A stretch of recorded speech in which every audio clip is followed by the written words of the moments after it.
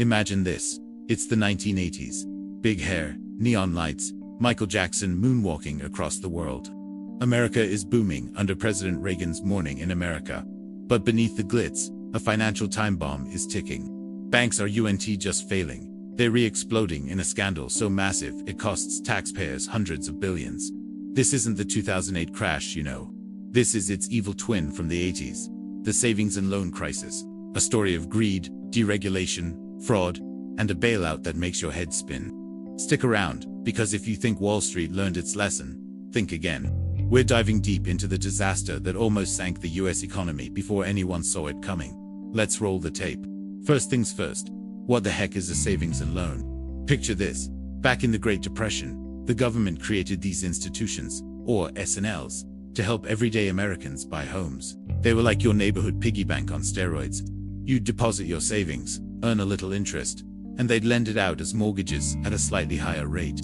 Safe, boring, reliable. By the 1970s, there were over 4,000 S&Ls holding trillions in assets. They financed the American dream, that white picket fence suburbia. But here's where it gets juicy. Inflation hits like a freight train in the late 70s. Double-digit interest rates. S&Ls are locked into low-rate mortgages from the good old days. But to attract deposits, they have to pay sky-high rates. It's like running a lemonade stand, where lemons cost more than what you sell the drink for. Losses pile up. By 1980, hundreds of S&Ls are bleeding red ink. Enter the heroes, or villains, depending on your view.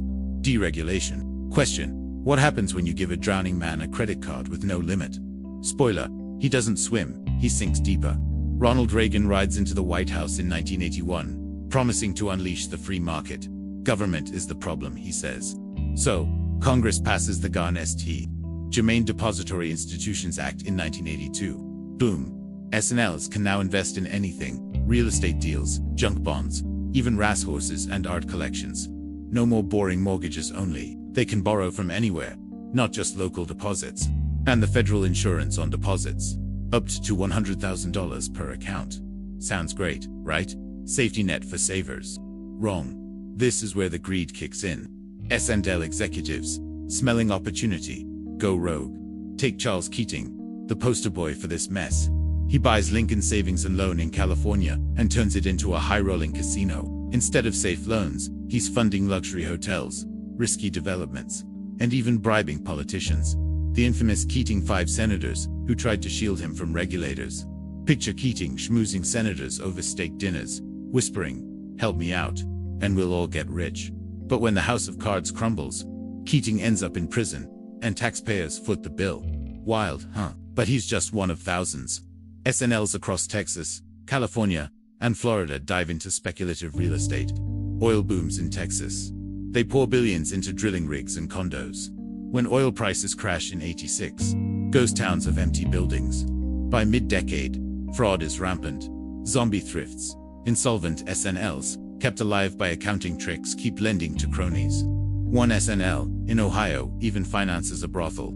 It's like the Wild West, but with briefcases instead of guns, and the regulators, understaffed and overwhelmed. The Federal Home Loan Bank Board is like a lifeguard watching a tsunami with binoculars. But wait, how bad could it get? Hold on to your wallets, the real explosion is coming. Fast forward to 1986. The cracks become craters. Over 1,000 S&Ls fail in a domino effect. Depositors panic. Remember, their money's insured by the government through the Federal Savings and Loan Insurance Corporation, FSLIC. But FSLIC, it's broke too. By 1989, it's insolvent by $75 billion. The government steps in with the Financial Institutions Reform, Recovery, and Enforcement Act, FIREA. They create the Resolution Trust Corporation, RTC, to clean up the mess. Basically a giant garage sale for failed banks' assets. Here's the jaw-dropper. The total cost: over $124 billion in taxpayer money. That's like every American chipping in $500 back then. Adjust for inflation, and it's closer to $300 billion today. And who pays? Not the crooks. Over 10,000 bankers face charges, but many walk free. Michael Milken, the junk bond king, who fueled a lot of this with high-risk bonds, gets a slap on the wrist after prison. Think of it like this. Your grandma puts her life savings in an S&L for safety. Next thing, it's gone in a Ponzi-like scheme. Families lose homes, Small businesses collapse. In Texas alone, the oil bust plus S&L failures wipe out entire economies. It's not just numbers, it's lives shattered. One whistleblower, Edwin Gray, head of the regulators, fights tooth and nail against the tide, but he's outgunned by lobbyists. And the irony, while S&Ls crash, big banks watch and learn. Or do they? This crisis plants the seeds for 2008. Deregulation, risky loans, bailouts. Sound familiar? Quick poll for you. Would you trust a deregulated bank with your money today? Drop your thoughts. But don't stop here. We're connecting the dots to the Great Recession. So, why call this the disaster before 2008? Let's break it down. Both crises stem from deregulation. In the 80s, it was Garnett T. Germain, loosening the reins on S&Ls. In the 90s and 2000s, Gramm-Leach-Bliley Act repeals Glass-Steagall, letting banks gamble like casinos again. Risky subprime mortgages echoed the junk loans of the 80s. Fraud, check. In 2008, it's mortgage-backed securities stuffed with bad loans. In the 80s, it's brokered deposits funneled into scams. Bailouts. The 80s RTC sells off assets at fire sale prices. Much like TARP in 2008, pumps $700 billion into failing banks. But here's the chilling part. Did we learn? Post-80s, we got FIRA for stricter oversight. Post-2008, Dodd-Frank. Yet, both get watered down over time. Today, with crypto bubbles and shadow banking, are we setting up for round 3? Think about it. Silicon Valley Bank collapsed in 2023, echoing S&L vibes with risky investments and weak regulation. Remember Neil Bush, son of then VP George H.W. Bush? He sat on the board of Silverado S&L, which failed, costing $1 billion. No jail time, just a fine. It's the ultimate too big to fail precursor. If the powerful skate free, what hope for the little guy? The S&L crisis ends by the mid-90s, with the RTC closing shop after liquidating 747 failed institutions. The economy rebounds, but scars remain. Higher taxes, lost trust in banks, and a blueprint for future meltdowns. Today, only a fraction of S&Ls survive, morphed into regular banks.